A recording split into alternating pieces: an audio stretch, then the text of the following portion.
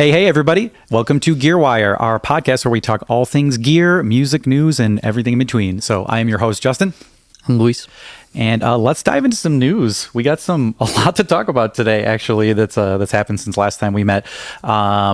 Steve Albini passed away very tragically at 61 years old of a heart attack. And I think that there is a lot to mention about Steve Albini, but he's obviously like one of the biggest names in production and recording. Like, I feel like even if you don't know much about recording, you've heard that name in passing before. Yeah, definitely. Definitely a Chicago legend too. Absolutely. Definitely a big local story there, which we will get into. But man, yeah, that one definitely was a gut punch for me and a bunch of my friends hearing about that. But let's talk about his legacy there. I mean, what he did for recording. I think just to start it off, I think my favorite thing about Albini was that he had this kind of no-nonsense approach. Like when a band came in to record, he didn't want to get embroiled in the creative process more so than he just wanted to make sure that he just got them to kind of use their vision in as raw of a way as he could. And hey there, boy. That doesn't necessarily mean that he was sacrificing anything. I think it was the opposite. He would like go so deep into it to make sure that the bands were represented properly. Yeah. As part of his like ethos, you know? Yeah. And I know he didn't take like royalties or anything like that. He just took like flat rate producer fees, which also brings me into like what I always thought was cool about him was, just in the Chicago scene and like the studio, obviously. Yeah. So I know it wasn't an easy road the whole way, even though he like had already like, made his name and all that. There's plenty of times where I know he had to like sell his own guitars to like keep the studio flow, all that stuff. And he stayed, kept his integrity, kept his way working and made it through in the end. For sure. So I always thought the business aspect of him was cool how, he was able to make it happen. Yeah. I know there was inklings of distrust there with him with other engineers and studios and labels, because they were like, who is this guy who's like not going to take a percentage from like Nirvana when he records an album with them? He was like, no, I'm going to take $100,000 as a flat rate, and that's fair, rather than get a percentage and make like millions off these albums. And even still, till the day he passed, I think he was only recording bands for like $1,500 or something. Was his flat rate. It was like anybody could afford that if you pooled money to just get Steve Albini to record your band, which was super cool. Yeah. So, I know he answered the phones, dealt with the artist direct, and it was cool. And the studio looked amazing. I've never been there. Have you ever actually gone there? I haven't recorded there, but I've been there before. Yeah. Okay, cool. Yeah, it's really cool. The guy I played shows with recently too, also, we used to live right in the neighborhood with him and like would run into him on the street all the time. So he was a really nice guy. So just, chill. So anyways, Albini, he's the man. Yeah. It's sad. And they just finished the album too, right? His band. So they were about to release that like the week before he passed. Yeah, a couple days before. Shellac has a new album. And it's coming out this Friday, I believe, on the 17th, and I am super stoked to check that one out. Because, I think it was like 10 or 15 years between releases there, so it was also another element of how tragic that was that he passed. But how good is this boy right here? He's such a good boy. This dog, there's a dog in my lap for the podcast right now. If you can't see it, there's a beautiful dog in my lap. Anyways, Albini was a legend. If anybody doesn't know him, just check out some of the albums he's recorded. Surfer Rosa from the Pixies, In Utero, Nirvana, tons of PJ Harvey stuff. There's a million other things. Jesus Lizard. You can go on and on with that. But absolute legends. That's a tragic passing. But moving on to our next piece of news, which Albini would probably have a freaking aneurysm if he was involved in this discussion about AI in music. AI, that is getting integrated into Apple with their newest Logic tools. So they're integrating AI in a way that focuses on different AI-generated musicians like bass and keyboards. But you got anything to say to that end right out the gate? Well, I know it was like a 1-2 punch from them with the ad. Yeah, tell me about the ad. Because I guess they just had like the hydraulic press. I'm sure everyone's seen it by now, but they had the hydraulic press and it was crushing like everything that you can do on the iPad. So like music stuff, video stuff, gaming, like your arcades. So it crushed it and just showed like, we smashed it into an iPad, which so people got upset about that. And then that, the 1-2 punch was the showing the AI tools and Logic. But so I know they got what you mentioned, the the session players, and then they have the stems. So now you can like put a song in and then break, take out the vocals, the drums, whatever. And then they have I forget the name of it. It's like Chroma something. I don't know if it's like Chroma. Yeah, we were trying to figure that out earlier, but I don't remember either. Yeah, I guess it like emulates like analog like equipment essentially. I don't know. I'm not mad at it. You still got all the other tools, and like I think there's a lot of like good use for music creators and for people who aren't so if I can't play the drums, but I can do all the other stuff, and now I can add a drummer on there, like why not? I'm not mad at. For me, it's like the end result. I think you got to embrace the technology and just figure out how to get your art in there. Yeah, I mean, I think we all got opinions about this. I only have an opinion in that I know I won't have a job at zZounds next week after this drops. But in all seriousness, I'm kind of maybe a little bit more upset at AI integration than maybe you are, but not in a way that's like earth-shattering to me. I just find it kind of a nuisance with the art that people create with it, but I'm not necessarily against it. I'm more curious where it goes from here and how the fidelity increases as time goes on. What the hell is AI generation going to sound like, in just a couple, like a year or two? I bet you we're going to see some wild stuff happening with that. Yeah, absolutely. It'll be interesting. I think it's always too, like there's always the fear of the new, and then everyone is making like predictions of where it's going to go, but you never really know. So like never know. Yeah, I'm with you. It'll be interesting to see just how as it evolves. Yeah, as a tool, who knows? But much in the same way that like you're not going to chat GPT to write something great right now, but you can use it to generate ideas and stuff like that. That's where we're at with AI music. It's just Yeah, and it's not like any of this is like groundbreaking either. No. There's amp modulation and effect modulation already, but like the stems thing, DJs have had that. For forever. MPC has that now. Like it's everyone has that. And the what do you call it? The session players thing. Yeah, we've kind of seen versions of that too. So it's like for sure. I think it's just doing it a little better. I don't know if it's necessarily like earth shattering yet. But technology moves fast, so right. I feel like that's the scary part, is that it's just all in one place. That's why people are like getting tweaked about it. Is they're like, oh well, is this going to take away artistry there? Combined with the ad where everything's just smashed into the computer, and you're like, wow, I could read this on so many different levels. I think that's just the total package with that news being like divisive.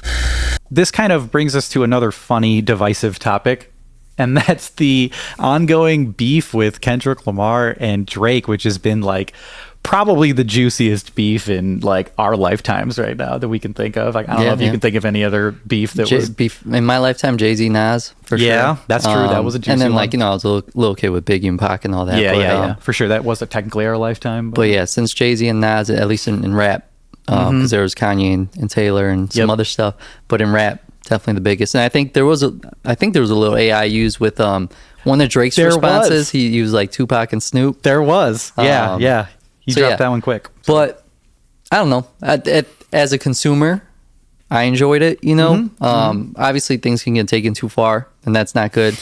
And there's also the whole like it's just a negativity thing, right? You're coming at someone, all that disrespect coming in and but stuff. Yeah. They made some good tracks though. We win through this beef. Yeah, So what's your take on it? What's your thoughts? I got to go with Kendrick. Yep. So I think Kendrick took it, but like it's not like they'll both be fine. Drake's gonna drop an album and it's gonna be a hit. Yeah. Well, because he's always been on top. Yeah. Which is weird. Like I feel like he raps about that in the beef, but he's basically like untouchable. Well, I mean that's a different topic in the beef, but we won't quite get there yet. Yeah. But he really probably won't come away unscathed, maybe like reputation wise, but sales wise, people are going to be buying those albums. For sure. So it's not like he's like, it's not going to like end his career, because some people get their career ended, for sure. But for sure, he'll be fine. Kendrick would have been fine regardless. In my opinion, again, I give it to Kendrick. But it got personal. And you want to speak to it a little bit? I mean, I feel like everyone already like knows at this point, like it's been everywhere, but like I guess for me, like the end result is like, if you want to claim, obviously anyone could claim he's the best rapper of all time. He's the best rapper of all time. We all got our picks. But like for me, like that's where it stings a little when you beef like that, because like with Jay-Z and Nas, you could still argue both. So yeah, actually I don't know, because you could still argue, like some people argue Nas the greatest rapper ever, some people argue Jay-Z, you know, some people argue Biggie, Pac. And right now it seems like for me, if you argue Drake, it's like, did he beat Pusha T? Did he beat Kendrick? You know, it's like, yeah. But let time pass, and you're just looking at the hits at the end of the day, and like, or true. like, you know, the track record outside of the beef sometimes. So maybe there is no downside. Yeah, no, there really isn't. Plus, that's a whole other side conversation we should totally explore in another podcast episode. But I think saying somebody's the best of anything is just a recipe for just failure anyways, since you just really can't say you're the best at anything. So each person's got their lane creatively. Yeah. You just can't be the object of best in anything. Yeah, so I think that's why Kendrick opened himself up to a little bit of easy fodder for Drake at first, the back and forth there. But whatever, at the end of the day, I do agree. Kendrick just kind of smoked him at the with the way the rollout happens. So. Yeah, but I'm sure, you know, like I said, Drake will drop an album. It's going to be a hit. It's going to sell a ton. And same thing with Kendrick. And he did. Yeah. He did. And it's doing well, right? Wasn't that a full album he dropped? I don't think he dropped a full album. I think he just dropped like a ton of tracks, discs. Right? Yeah. And then, but the last one is #1 on Billboard right now. That's Not Like Us. Yeah, that's what I was thinking of. I didn't know if that was a full release or an EP or something, but yeah, I mean, that's what I mean. We all are getting all of this like amazing kind of tracks and stuff from this beef. So whatever. Yeah, because we win out of the beef. And rap has always like had that, like, you know, competitive side to it more than like other genres, I feel like. So, you know, I'm for it, I guess. Absolutely. As long as like it doesn't end like, you know, with some like real life consequences. Yeah. If it gets too real. Yeah. But anyways, I mean, that's wrapping up our music news right there. So should we, at this point, segue to our special interview that we have with Pierre from Arturia? I feel like this is a good time to cut to that. Yeah. We spoke with Arturia, and they just released a brand new stage keyboard there, which is new territory for them, as being mostly controllers and sequencers and stuff like that. So they dropped a brand new actual stage keyboard. So let's check out this interview with Pierre. We are here with a very special guest. We have Pierre from Arturia, and he is the product manager, and he has a very special product to go over with us. So dive in, man. What do you got here in front of us for us? Yeah, so this is AstroLab. So it's our first stage keyboard. So our Arturia, we make a lot of virtual instruments, a lot of effects, a lot of MIDI controllers as well. We've been quite famous for that. And for a while, people have been asking us, yes, I love your stuff, but I want to be able to play live with it. And so we've been working on this for a while now, and it's finally out. We just released it.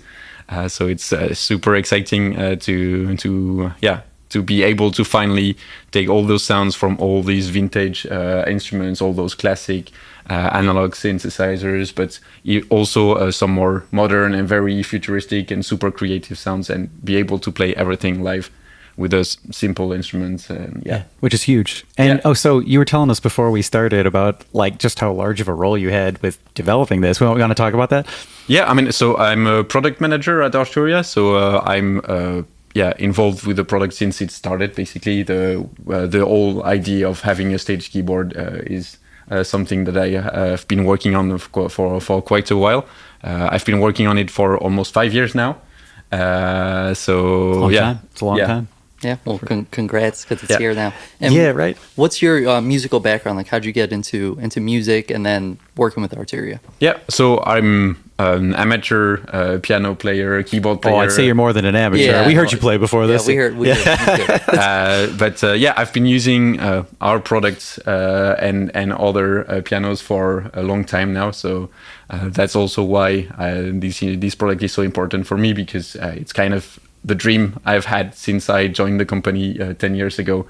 I always wanted to be able to have a digital keyboard with all the sounds that we've been releasing for the past years. For sure. Oh, and speaking of that, how many sounds do you guys have in this now? So it's got more than 1,000 sounds, so 1,300. But what's more important is the diversity of sounds, because like we have more than 30 instruments. So you're gonna have all the pianos, electric pianos, the organs that you would expect on a stage keyboard. But we also have all those analog synthesizers like the Mini Moog, the Prophet, the CS80. So we emulated all these instruments, and they are all in it. And as I said, we have also more modern synthesizers. So we have Pigments, which is one of our best-selling software synthesizer. Very powerful with a mix of wavetable synthesis, gradular synthesis, a lot of creative opportunities. My buddy geeks out over Pigments all the time. So yeah, that speaks to the product there. Do you want to play some sounds from it, just out of sheer curiosity for those checking Let's go.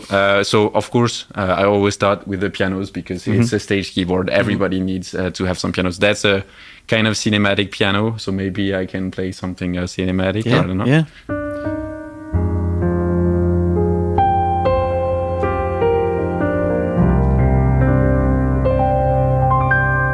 And so, as I said, like something that's super special about us is that we've been working on these instruments for years, and it's not based on samples, but it's physical modeling that's filling all these pianos.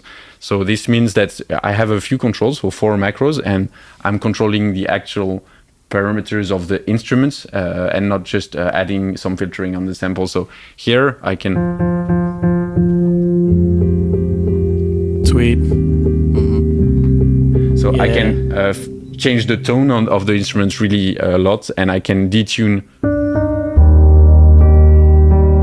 Oh yeah. That's something that's only physical modeling can bring to a piano. You couldn't do that with samples. And with all the instruments that are in here, it's the same, exactly the same. So it's fully using physical modeling to do all the sounds. So the Rose is like that.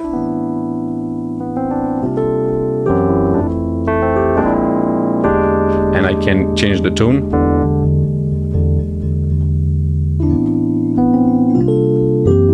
Quite drastically and very quickly get a sound that's... Oh yeah, there we go. That's what I'm looking for. Yeah. Oh man, yeah, you guys That's hear nice. that stereo panning too? Yeah. That's nice. That's nice.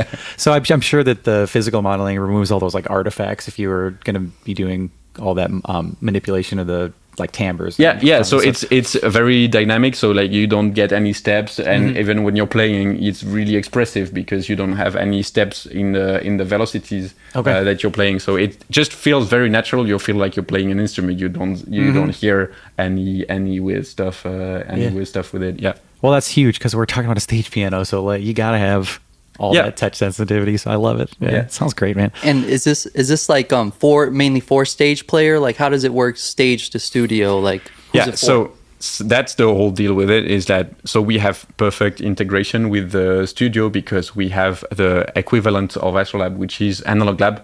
That's running on the computer. So Analog Lab is one of our most popular software instruments. It comes with all the sounds that you have on AstroLab, all the sounds from our instruments, or V Collection, Pigments, all the sounds are embedded in the software in a very simple format. And then you can edit all those sounds in depth in the computer. So when you are producing in your studio, you just connect AstroLab to your computer via USB, and you can use it as if you were having a MIDI controller and have it very flexible, create your own sounds, produce with as many Analog Lab instances as you want in your DAW. Cool. But when you want to go live, you just take your AstroLab and you're gonna play the sounds without the computer. I love that. I love not having to lug a computer around for stuff like that because it's just like I want as few things that could go wrong when I'm playing live. So like removing an element like the computer is so great. Oh, huge. Speaking of that too, how many presets does this have? So 1,300 from pianos, electric pianos, basses. So you've got all these sounds that are accessible right from here. And it's very quick to go from one type to another. But it's also very simple to navigate even more because you have the navigation wheel here.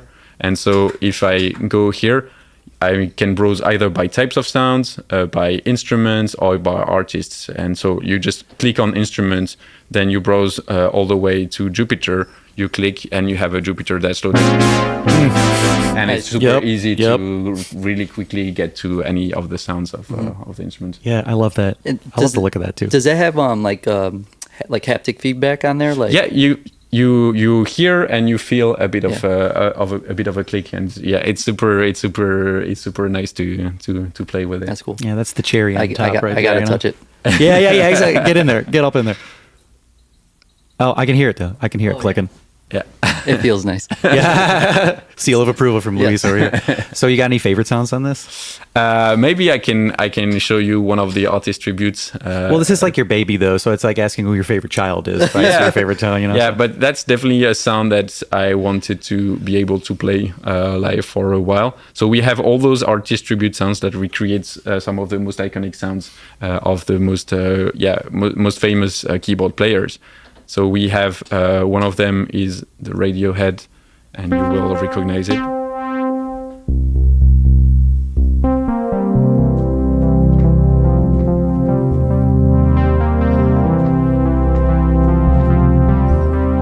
So good. We have this kind of sounds, but another sound that's shows very well the capabilities of the instruments is one of those pigment sounds. So way more creative, not at all on the vintage side of things, but very powerful.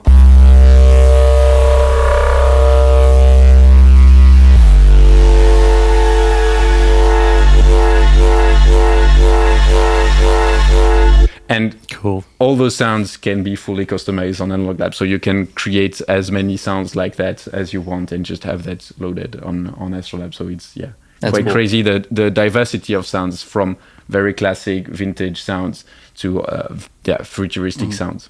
And Love it. There's presets, and then I'm assuming you can, like, when you create your sounds, you could also load custom sounds. Like, how many can you load? So there's no clear limit because most of our instruments are synths. Yeah. They're not using samples. So the presets don't weigh that much, and we have 32 gigabytes in total of memory. So a lot of it is like 8 gigabytes is already used by the system and the factory content, but you've got 20 gigabytes of extra space. So for now, you can do whatever. Cool. It's going to be fine. Something that's important to note is that we also have more and more sample-based instruments in V Collection. So we have instruments like this. So cinematic strings, and we have more of those coming as well. And those are going to be using samples, so those are going to weigh a bit more. So if you add more and more sample-based instruments, at some point maybe you're going to reach the limit, but we are still far from it. Love it. Love it. Well, it's the AstroLab. It's an infinite universe of tone right here. Yeah. Man, Pierre, this is so great for you to come in and awesome show this. Yeah, guys, but please do check out the AstroLab. This is the brand new stage keyboard from Arturia. It is a big deal that they have one of these. And yeah, man, just thanks for coming all the way from France here to hang with us here, my man. Yeah, for great. sure. Hey everyone, this is Justin with zZounds, and we partnered with Epiphone to bring you this line of awesome exclusive sparkle finishes, and they come in all the models that you see behind me, so get yours at zZounds.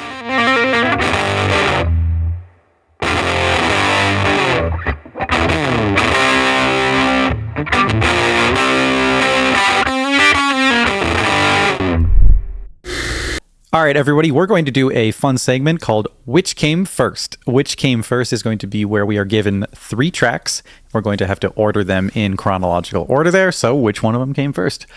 We have our resident sound engineer in the back, Serge. Say hi to Serge, everybody over there. How's it going, everybody? So, Serge, you're going to help us out by dishing out these tracks and trying to stump us here. So whenever you're ready, man. Wait to be your little game show DJ. Hell yes, hell yes. Okay, so what you got for us? All right, guys. We're going to take it back. Turn of the century. Old music. Okay. Hope you guys are up for it. Man, hold on. This is old music already? Because I was alive for this. Yeah. I know, but just wait. This selection is classic. These songs are averaging 24 years old at this point. Okay. All right, guys. We're going to do 4 groups, 3 songs. I'm going to give you the artist, the song title, and then you guys let me know which came first. Okay. Give me the order. All right. You ready? Yes. Very ready. All right. So, group 1. We have Creed with Arms Wide Open. With arms wide open. Oh, We have Santana featuring Rob Thomas with the hit Smooth. And then finally we have the world famous Baha Men with Who Let the Dogs Out. Okay, so Which this- came first? this is slightly tricky. It is slightly tricky. This is tricky. Okay, first of all, let's take the like elephant in the room. Baha Men, was that potentially the oldest one? Maybe. This is trickier than I thought it'd be. Yeah, for real. Because I saw the 3 images pop up. Honestly, I'm getting blocked by a stand, so I didn't see the Baha Men thing. And so I just saw those two. But Yo, who let the dog Man. get up? Who is over here? hold on, Who Let the Dogs Out? Mm-hmm. That was playing on Disney Channel, right? Like background and stuff. Yeah, I remember that video was super hot then. I feel like it was. That was the oldest think one. it was old. That was the oldest one. Then the problem is though is that Smooth, I always Smooth. feel like was like maybe 99, 2000, 2001 ish. So smooth. You know what I mean? Ish around there. I feel like Supernatural, that album was an early 2000s album or late 90s. Yeah. But I still feel like Baha Men is older than that. No, yeah, I think I'm with you. I think Baha Men Yeah. is the oldest one. These two are the ones that got me messed up right now. But Problem is though, Creed. When was Creed? Is that one With older than we arms think wide that it is open. too? You know what? I think I always think of music like I was getting driven to like grade school. Yeah, what year of school and it then like was. I had my Walkman in high school. Yeah. So like, oof. MTV. Okay. Yeah. Lay it No, on me. Lay not it on me. MTV. In Chicago, Channel 28 used to become the box at 12 a.m. Yeah, 12 a.m. in the Okay. middle of the night Okay. to 12 p.m. And then it would turn into like Korean television. Okay. But Okay. I used to watch the Smooth video then. I would have had to been in grade school, I believe.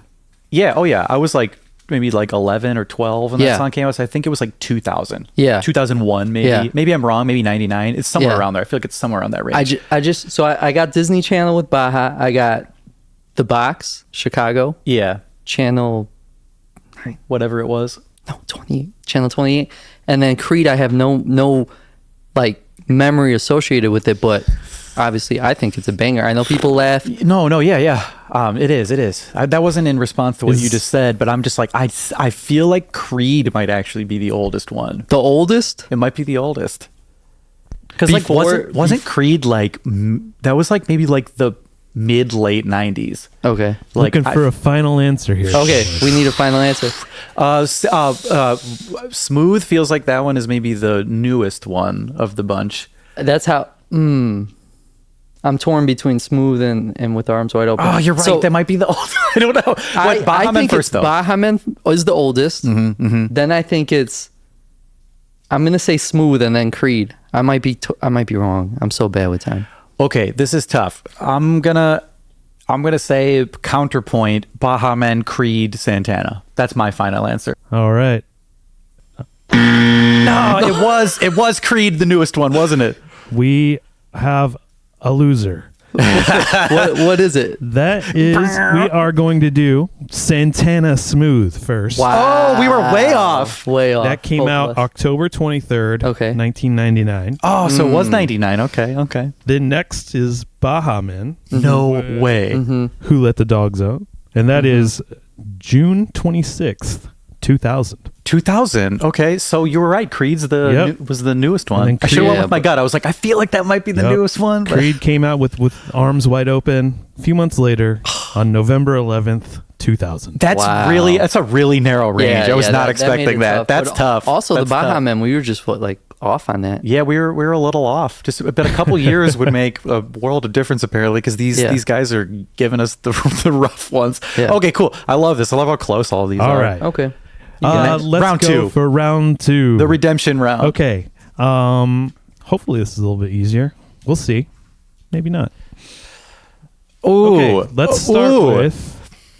All right. AudioSlave, Like a Stone. Then we have Will Smith with Wild Wild, West. Uh-huh. And then finally Outkast, Miss Jackson. Okay, so I feel like Wild Wild West was the first one. Go on. That's tough. I associate Wild Wild West with like I don't know if they had Burger King toys or something. They did. And I remember getting one. So I hope I was young. Or No, I'm going to be really embarrassed. It was 90s. Like that was like Okay. also like 90, between 97 and 99. Okay. I have no...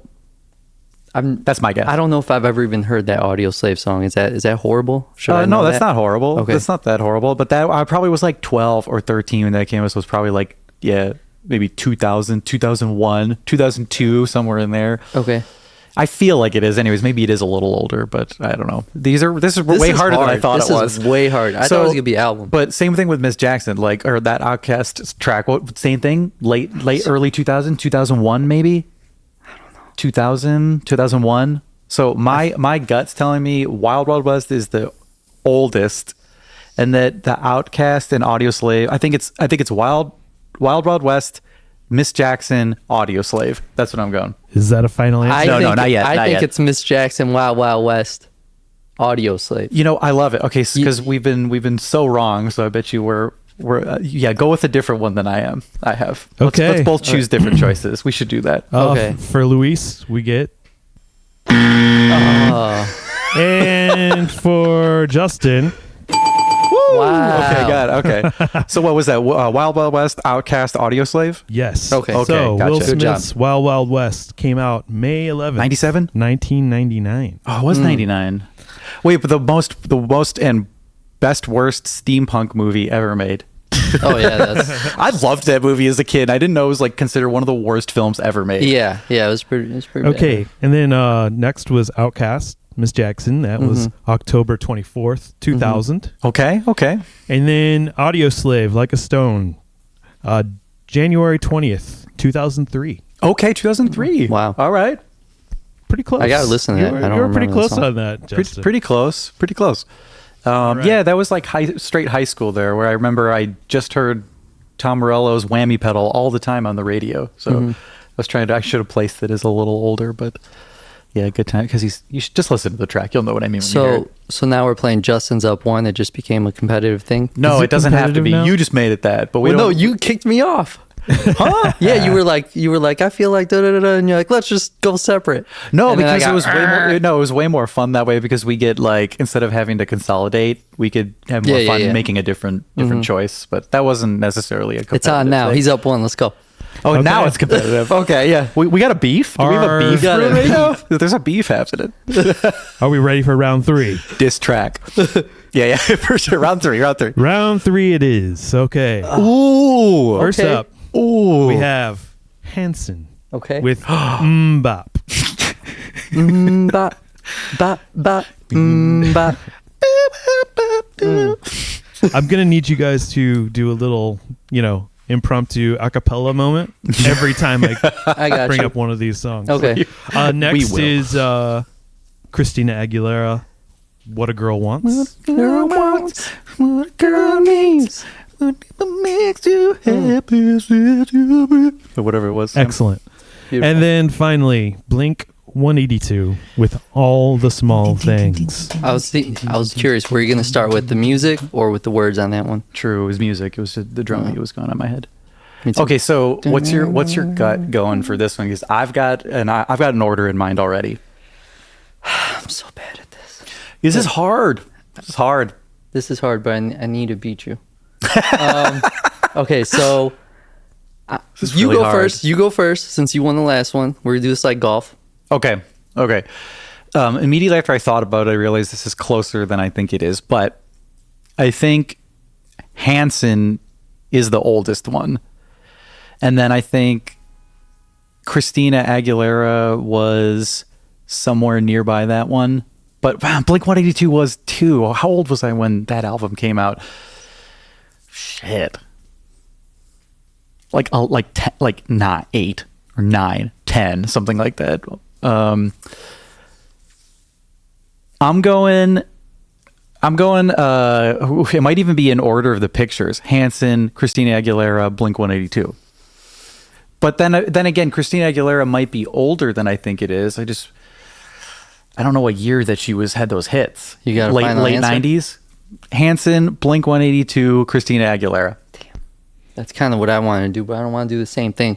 You So can I'm do the gonna same go- thing. You can do the same thing. I know, but we only got one more after this, right? I You're think up so. one? I think so. But That is correct. don't let me Okay. influence you with Hanson also being the oldest one. Maybe it isn't. No, my gut was telling me Hanson, Christina Aguilera, Blink 182. Which might be But it. you know what? I'm switching it. I'm going Hanson, Blink 182, Christina Aguilera. That's what I had. Oh, okay. So- well, I'm going the same because I don't. gotta wanna, be it. It's I don't gotta wanna be it, go right? against my Final answers? Yeah, that's Final the answers. gut. So Christine, yes, we got it. Okay. Okay. You both got it correct. Okay. All right. I was gonna say Christina was the sleeper right there, where it's Yeah. like that could have messed us up. So All right. We have Hanson with Bop. I don't know why that makes me laugh. After You know, they did the Star Spangled Banner like at some game at like opening day, and like people like trashed them. But if you go back and listen to it, like they did a good job. Okay. You should go check it out on YouTube. You mean like back in the day? Yeah, yeah, Okay. yeah. Not like Talented group of fellas. They are. yeah. Anyway, Hanson Bop came out, 95. no, April 15th, 97. Okay. Okay. It's a March. So, All right. The next, we have Blink 182, All the Small Things. That came out September 28th, 1999. That sounds right. 99. All right. All right. And finally, Christina 2001. Aguilera, What a Girl Wants, Definitely. is October 8th, 2000. 2000. All right. Wow. Man, oh man. Nice. All right, we're tied. Well, no, 2-1, right? Yeah. So no, this no. is the final round. Yeah, yeah. You're up one basically. This is for all all the marbles. Are we ready for round for 4? all my dogs. Oh, great. Oh man. Oh no. Okay, Ugh. round 4. We have Queens of the Stone Age, No One Knows. We have Eminem, Lose Yourself. And finally, the White Stripes with Seven Nation Army. Gah. I think that White Stripes and No One Knows were both 2001. I feel like that was both the same year. And then Lose Yourself was like maybe a little bit after that. I'm going Eminem is the newest one. Yeah. Oh, so I'm- hard. I'm going Seven Nation Army, Queens of the Stone Age, and Eminem. That's what I my think final answer. I think that was what I was going to go with. Yeah. Is that what the final answer is for both of you guys? No, not both. Because I think if in the spirit of the game, because we have to, if we're going to make it competitive, No. I have to pick a different one then. Be true to yourself. That was what I would have said but Queens of the Stone Age surprises me in that I forget how old some of their material is, and I just think it sounds newer. So No One Knows, though. I feel like that was on what, Songs to the Death, and that was 2000 or 2001. But same thing for the White Stripes, right? 2001 maybe for that album. We're probably both wrong. And Eminem's in there somewhere. I'm just toiling over an inconsequential detail. I think it's down to the month that those two were recorded, released, Queens of the Stone Age or White Stripes. I'm gonna go because I feel like I heard the White Stripes during the summer of that year. I might even change it up and go Queens of the Stone Age, White Stripes, Eminem, just to switch it Okay. up. Just to switch it up. Even though my gut was telling me your But order. no, go with your gut. And then, Luis, what was your final answer? I forgot now. I think it was. I said Seven Nation Army. Yeah. Queens of the Stone Age. Eminem, Lose Yourself. All right. I think so, yeah.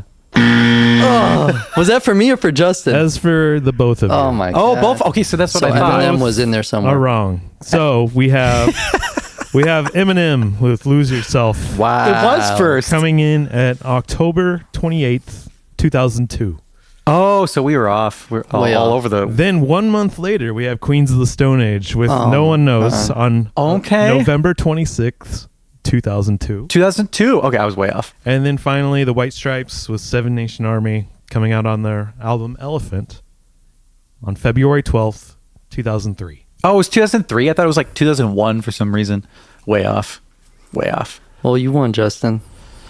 It was It was collaborative. a sour victory. It was collaborative. Then you ditched me. And now you've won.